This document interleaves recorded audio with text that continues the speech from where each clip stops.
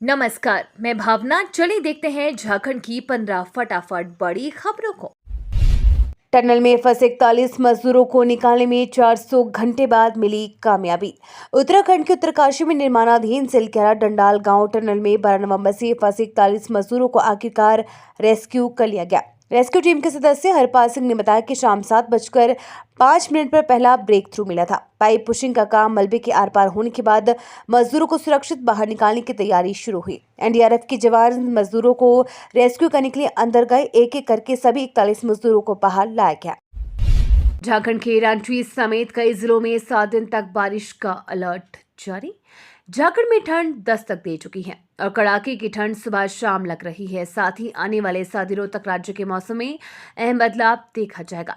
मौसम विभाग द्वारा आने वाले एक हफ्ते तक झारखंड के कई जिलों में हल्की मध्यम दर्जे की बारिश व गर्जन की आशंका व्यक्त की गई है। इससे तापमान 3 से 4 डिग्री कम हो सकता है।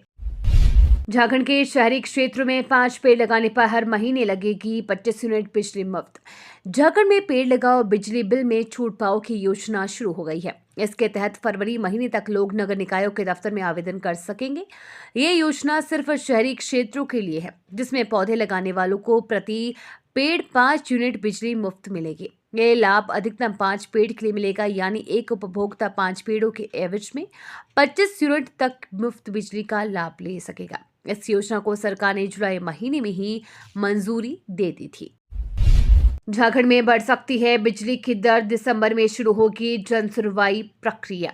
झारखंड बिजली वितरण निगम लिमिटेड के वित्तीय वर्ष 2023-24 के टैरिफ पर झारखंड राज्य विद्युत नियामक आयोग ने जन सुनवाई की प्रक्रिया आरंभ करेगा। दिसंबर के पहले सप्ताह ये प्रक्रिया आरंभ होगी। गौरतलब है कि इस टैरिफ में घरेलू उपभोक्ताओं की बिजली दर प्रति यूनिट ₹2.5 बढ़ाने का प्रस्ताव दिया है। इतना ही नहीं, फिक्स्ड चार्ज में भी भारी बढ़ोतरी का प्रस्ताव है। वर्तमान में शहरी घरेलू उपभोक्ताओं की दर ₹6.30 यूनिट है, जिसे बढ़ाकर ₹8.60 यूनिट का प्रस्ताव किया गया है। तीसरे T20 में भी टीम इंडिया का धूमधड़ाका जारी। गायकवाड़ ने जड़ा तूफानी शतक। ऋतुराज गायकवाड़ ने बरसापारा क्रिकेट स्टेडियम में ताबड़तोड़ शतकीय पारी खेलते हुए माहौल जमा दिया। गायकवाड़ ने 57 गेंदों में 13 चौके और 7 छक्कों की मदद से नाबाद 123 रन बनाए, जिसकी मदद से भारतीय टीम 20 ओवर में 3 विकेट पर 222 रनों का टोटल बोर्ड पर लगाने में कामयाब रहे। ऑस्ट्रेलियाई गेंदबाज पूरी तरह बेबस नजर आए।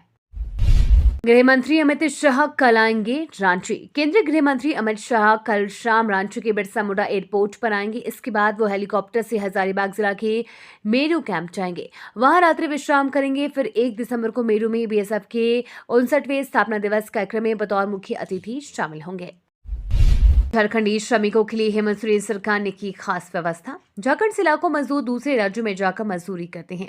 लेबर मिनिस्ट्री के आंकड़ों की माने तो झारखंड से 10 लाख लेबर बाहर काम कर रही है। खास बात यह है कि राज्य की हेमंत सोरेन सरकार ने इन मजदूरों का लेखा जोखा रखने के लिए एक खास योजना चला रखी है। इसका सबसे बड़ा फायदा दुर्घटना में मौत पर मिलने वाला मुआवजा और परिवार को वित्तीय मदद है। यही नहीं, सरकार ने घायल होने की स्थिति में भी अपने मजदूरों की मदद के लिए रकम मुकर्रर कर रखी है। रांची में सबसे अधिक साइबर क्राइम प्रतिबिंब बना साइबर अपराधियों का काल। अपराध अनुसंधान विभाग द्वारा लॉन्च किया गया प्रतिबिंब ऐप साइबर अपराधियों के लिए काल साबित हो रहा है। इसके माध्यम से साइबर ठगी करने वालों का रियल टाइम लोकेशन ट्रेस कर लगातार गिरफ्तारी की जा रही है।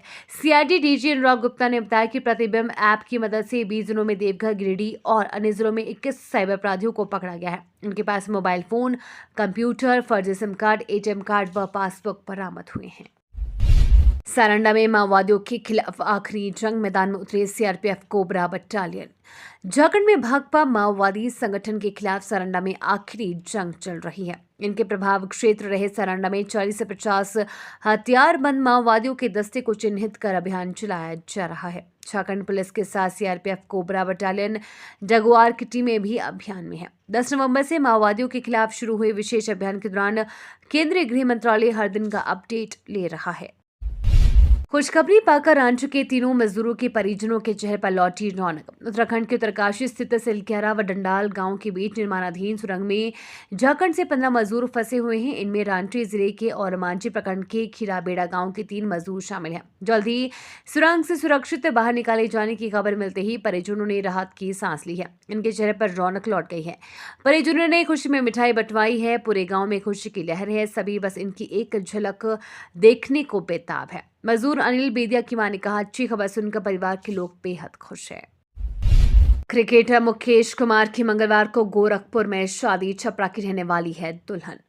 भारतीय क्रिकेटर मुकेश कुमार मंगलवार को शादी के बंधन में बंध गए हैं। मुकेश गोपालगंज के सदर प्रखंड के काकड़कुंड गांव के रहने वाले हैं। मुकेश कुमार छपरा के बनियापुर बेरुई गांव की रहने वाली दिव्या के साथ शादी की है। इसके पहले सोमवार को गोरखपुर के एक होटल में हल्दी की रस्म पूरी हुई। वहीं 14 दिसंबर को उनके पैतृक गांव काकड़कुंड में बहुभोज का आयोजन किया गया है। लातेहार में जंगली हाथियों का उत्पात, कचरा ने किसानों की उड़ाई नींद। लातेहार के गांव में जंगली हाथियों ने जमकर उत्पात मचाया है। सोमवार रात हाथियों के झुंड ने मालहान के काराही और मरमर में तैयार फसलों को क्षति पहुंचाई है। फसल बर्बाद होने से ग्रामीण चिंतित है। बताया जा रहा है कि फसल लगभग तैयार हो चुकी थी। वहीं इसकी सूचना मिलने के बाद मुखिया जतरू कुमार मुंडा पीड़ितों के घर पहुंच उनकी सांत्वना दी। दूसरे समन के बाद ईडी ऑफिस पहुंचे साहिबगंज एसपी। ईडी के गवाहों को भड़काने का है आरोप। साहिबगंज एसपी नौशाद आलम ईडी की ओर से दूसरा समन भेजे जाने के बाद आज क्षेत्रीय कार्यालय पहुंचे हैं। ईडी के अधिकारी उनसे जवाब तलब शुरू कर दिए हैं। उन पर गवाहों को भड़काने का आरोप लगाया गया है। इसी वजह से ईडी ने उन्हें समन भेजकर बुलाया था। पहली बार भेजे गए समन में उन्हें 22 नवंबर को हाजिर होने को कहा गया था, लेकिन वे नहीं पहुंचे थे। उन्होंने ईडी से समय की मांग की थी। 22 नवंबर को ही ईडी ने दूसरा समन जारी किया। 28 नवंबर को हाजिर हुए। सीएम सुरेंद्र का ऐलान, कहा आदिवासी धर्मस्थल से छेड़छाड़ नहीं होने दूंगा। बोकारो के गोमिया प्रखंड अंतर्गत लुगुबुरु, घंटाबाड़ी, दोरो मगाड़, ललपनिया में मुख्यमंत्री हेमंत सोरेन ने कहा कि आदिवासी धर्मस्थल से छेड़छाड़ नहीं होने देंगे। जब तक मैं हूं, किसी भी परिस्थिति में आदिवासी संतालों के धार्मिक धरोहर लुगु पहाड़ पर डीवीसी द्वारा प्रस्तावित लुगु पहाड़ हाइडल पंप स्टोरेज प्रोजेक्ट को स्थापित नहीं होने देंगे। सीएम लुगुबुरु में 2 दिनी राजकीय महोत्सव सह 23वें अंतर्राष्ट्रीय संताल धर्म महासम्मेलन के अंतिम दिन सोहराय कुनामी पर मुख्य पूजा में भाग लेने के दौरान संबोधित कर रहे थे। झारखंड में स्टील इंडस्ट्री के कच्चे से सड़क निर्माण में आ रही नई क्रांति।